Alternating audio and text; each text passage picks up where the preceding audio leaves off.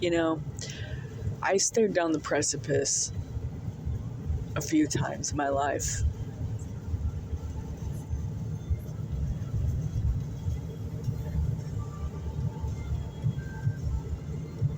And I think the times in my life when I am just so grateful to be here, the times in my life when I am just,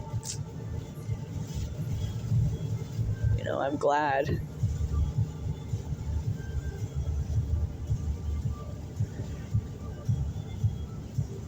The times when it gets tough are so tough. It doesn't feel like it's worth it. But then the times that are good are so good, and it's worth it. So if you can just remember, even if you don't know how it felt, but you can remember having felt it, that things were good before. And you remember being grateful for all the good. And life is cyclical, and you can change your mind at any time. Your mind will change all the time, depending on circumstance sometimes.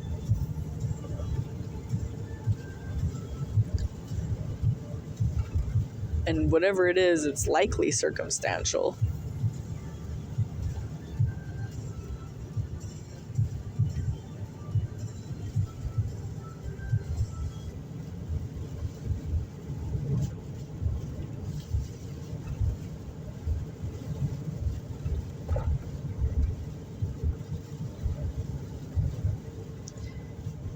Even if it's just perception choices, like how you're going to perceive the world. How I'm going to perceive the world, I'm going to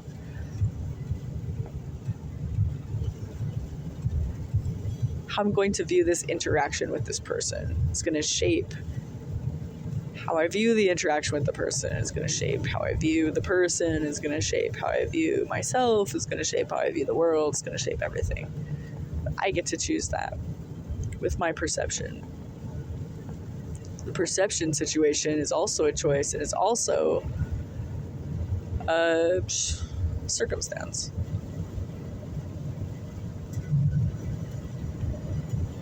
So you change your circumstance, change your perception, you change your circumstance instantly. I mean, the tree is the same tree. Depending on how you look at it, makes it different.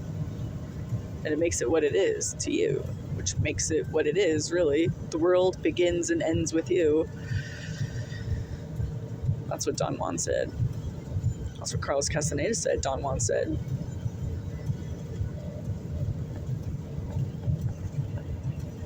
He said it too. The world begins and ends with you. I quote it because I know what it means. I have an understanding, and those words fit it. I don't know if it's the same understanding as Don Juan, because I didn't know him. It seems to fit, though. That's why I use it.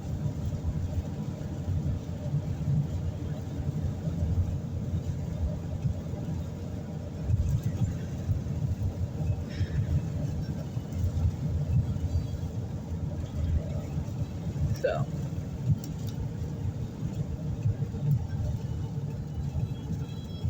Don Juan stuff is really good. Taking responsibility for being here is really good.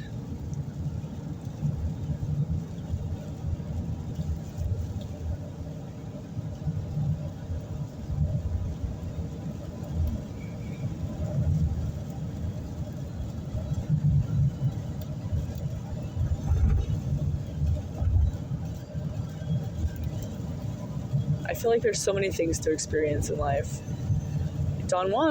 Carlos Castaneda says, Don Juan says that there are more mysteries in this world than you can ever see in your lifetime. So when you get stuck in a crappy mood, just think on this. You're not dead. You're not dead yet. You're still here. You still have a chance to see something else. Go see something else. Why are you wasting this? Get going. Why are you wasting it in a crappy mood?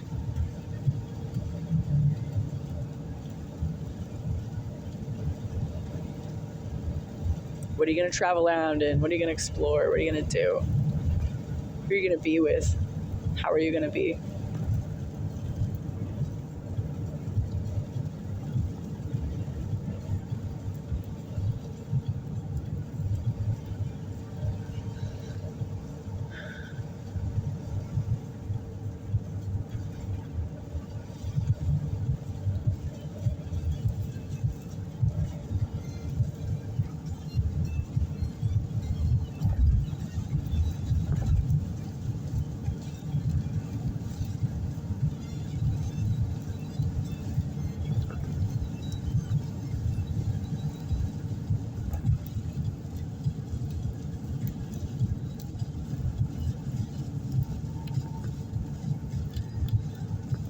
So you take responsibility for being here.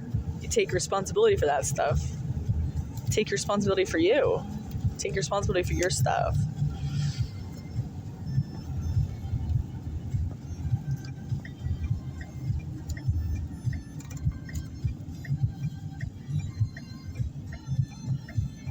It changes things.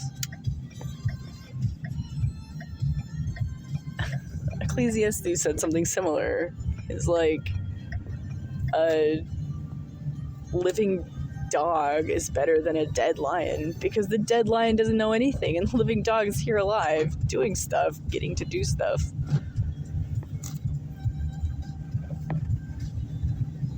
It says a few times about that.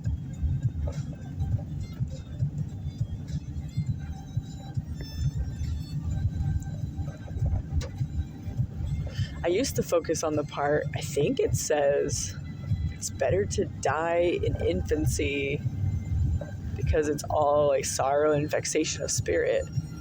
I thought it said that somewhere in there. But is that the Buddha story? I could be mixing the two up. Now that I'm thinking about it, I don't remember reading that in Ecclesiastes this last time. I'll have to read it again. It's likely in there, but it's interesting what you focus on, isn't it? Different things make sense at different times. It's so weird. But it's kind of weird, kind of not, as you gain understanding and try to get the meaning of what the person is actually saying. You just have to have more experience, more life experience. It's like line upon line, precept upon precept. It's kind of like in video games when you gain experience points by doing stuff. I think that's where the concept came from, obviously. It's cool. Anyway.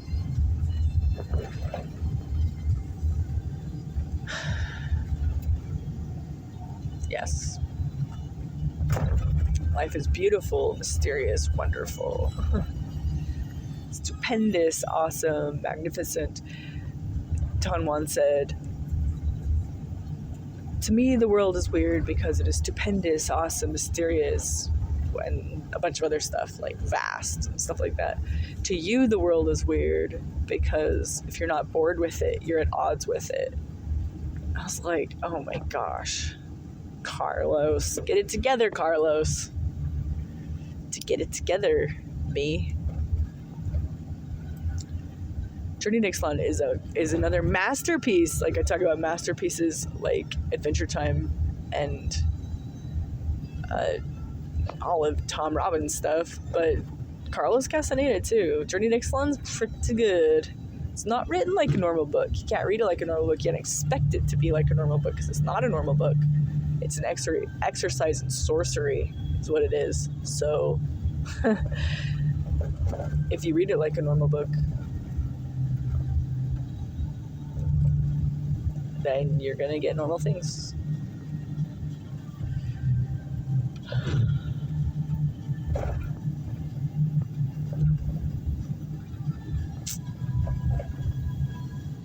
Anyway, God is good. And God is weird. God is really, really weird.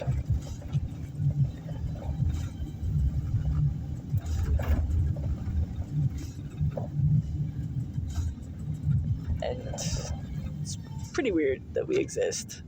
They're conscious.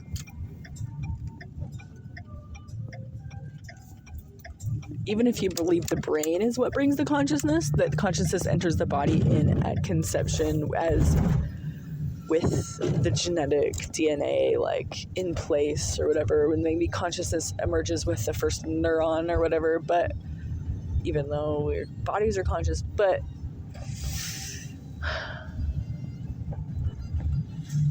like other things that don't have neurons are conscious, right? Considered life. Okay. So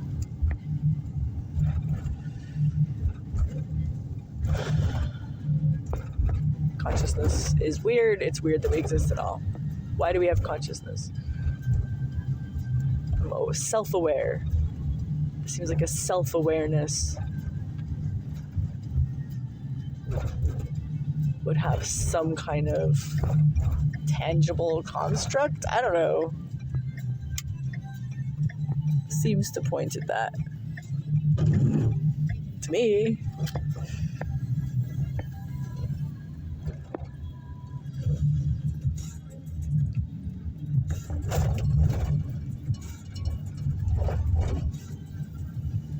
Because, like, what would a rock have anything to do with self-replicating? Nothing. It wouldn't try it. It wouldn't do it. What caused it to collect and build amino acids into some kind of long situation, like a ridiculously long situation? Like, oh, but in, infinity, like, things will happen. Everything that could exist will exist. That's not true. This, like, multi-dimension, like, different choice theory is not what is, though. Yes, there are infinite possibilities, but it collapses onto one event. Like, you collapse the function. You collapse the wave function, right? Your consciousness is literally just there collapsing wave functions. Maybe that's its purpose. Maybe that's what it does. Just sits there right on the edge of existence, collapsing wave functions into a single construct. Singularity. Oh my goodness. And you could collapse the wave function onto literally infinite possibility of reality. However, there is one reality that you collapse it onto, the book of life. I think that's what the book of life is like the events, the molecular construction and things. Like, you collapse the singularity onto this one situation. That's what it is. There is no other. This is the thing. There's not another. It's this thing, this only. This is what it is. Don Juan describes ways to shift that and collapse the singularity differently. And I believe drugs do that to a degree. Don Juan says drugs do that. Kind of shift you around, not drastically, not enough to change, to collapse onto something entirely different, but to collapse weirdly in this one. And it can kind of maybe spark you to collapse something different. And maybe it scares you and you go back to your normal life. You're like, I'm not doing that again. No way. That was insane. That was crazy. I almost died. Because you probably almost did. I think Don Juan said Carlos almost died multiple times in every book. He's almost dying because he's like collapsing singularities in strange ways that he's not ready for doing, because it's so complex, it's so intense. That's smart stuff. I figured some stuff out. That's like science in action, It's when you like play around with consciousness and you realize something like that. You're like, whoa. And maybe you have like a whole school of thought devoted to that, You kind of teach people because it's cool to do and people want to do it. But it takes the right kind of circumstance, and like, for whatever reason, we don't understand the complexity. Somehow, somewhere in the singularity, it lets you know something about this one, right?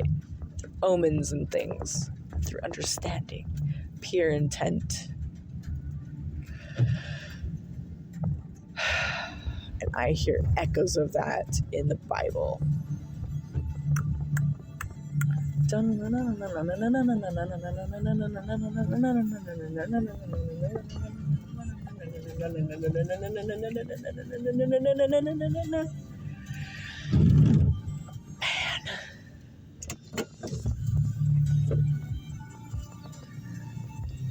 that's why I like the Bible so much, and I think that's why it's written on my heart so well, is because I have a second point of reference, maybe even a third point of reference with the headlessness stuff and Tom Robbins and all that.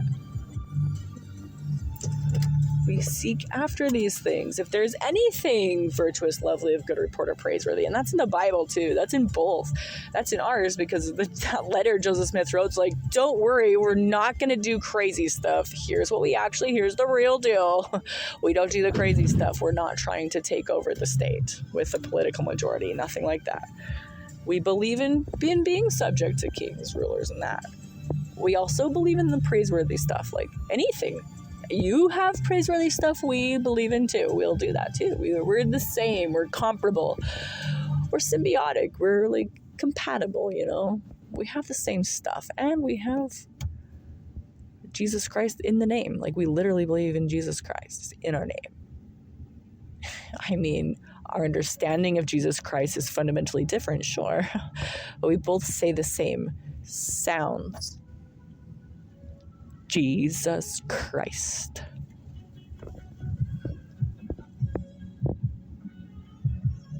What's in a name, huh? Power to name. Adam's gift. The power of naming. The cool things we've done with names. Look what we've done. Look at these things we've named. If we didn't name all the parts of a car, how hard would it be to work on a car? Could you even do it? Could you replicate it? Probably not. Names are cool. No animals do the names, right? Maybe the orcas do the dolphins and things. Do they name things? Do we know if they do? Does anything else name something? That would be interesting to know. They might just be indicating, like, a message. Like, come follow me. Come, follow me. I've got the way. There's some food over here. But they're not naming things, I don't think. That would be interesting. What is the difference between communicating a message and actually naming something?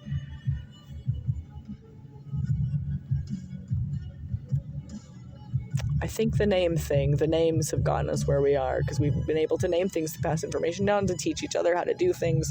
It's really increased the things we can do exponentially. I mean, look, we live in houses. We live in really complex structures in a really complex society, actually. It's really clever. It's really cool what we've done. It's nothing to scoff at. We have some great inventions and really incredible innovations.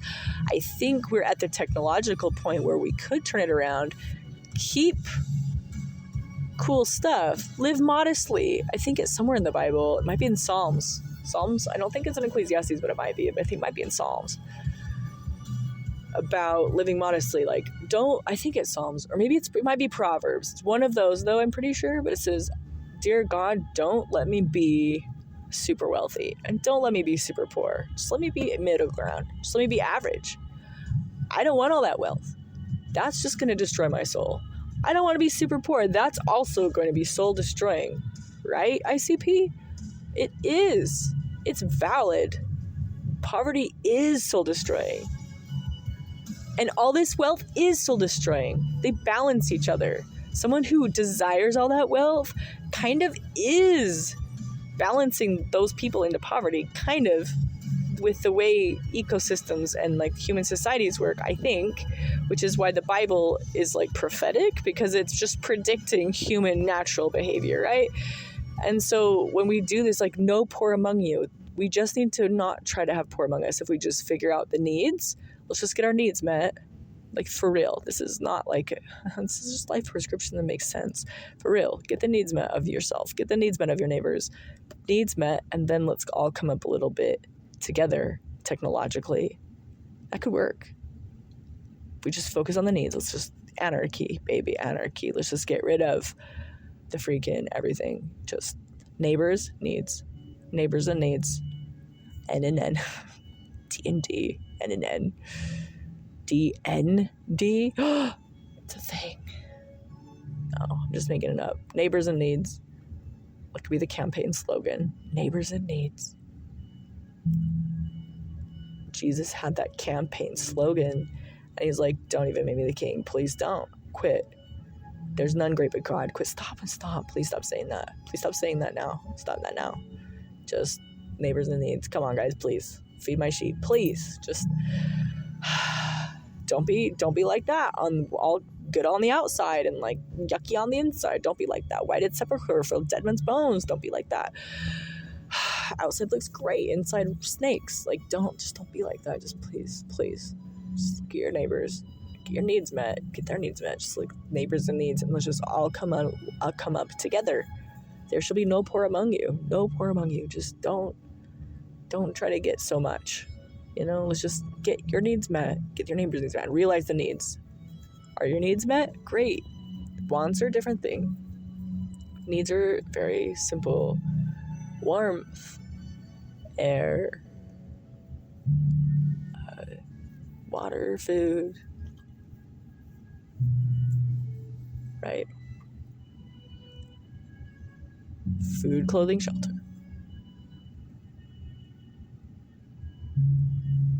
Water, obviously. Air, obviously air. The warmth, that's a surprising one. That's a good one. It's a good one to remember. Clothing, shelter. Okay, let's get our needs met. Needs, not luxury needs. And we come up together. So if you have luxury and your neighbor doesn't, maybe that should feel gross to you.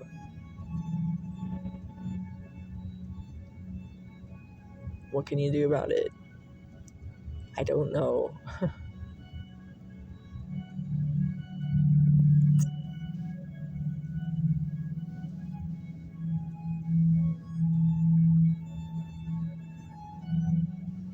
think we try to live modestly.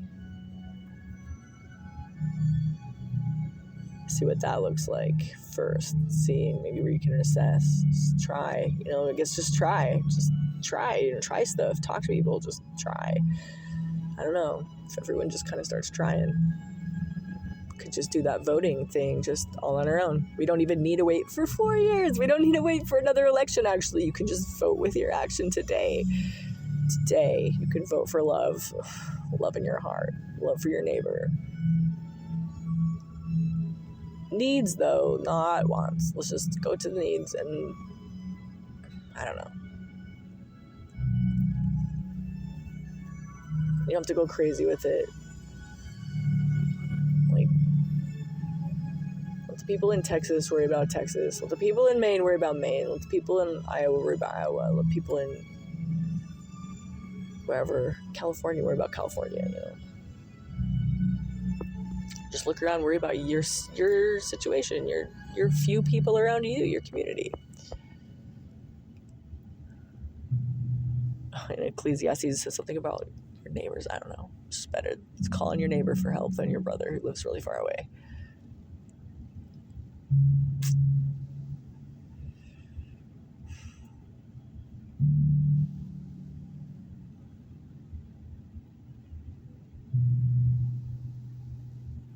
So anyway,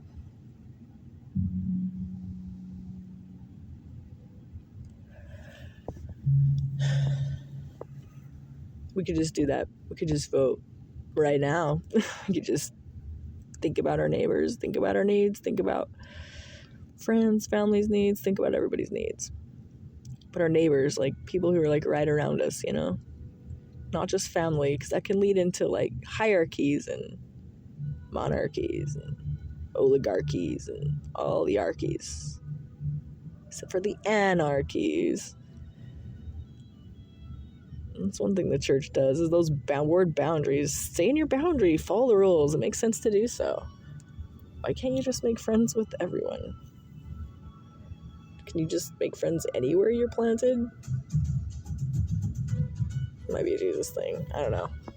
Anyway, the church can be a little crazy with that stuff too, though. I don't know. We're close. Very close.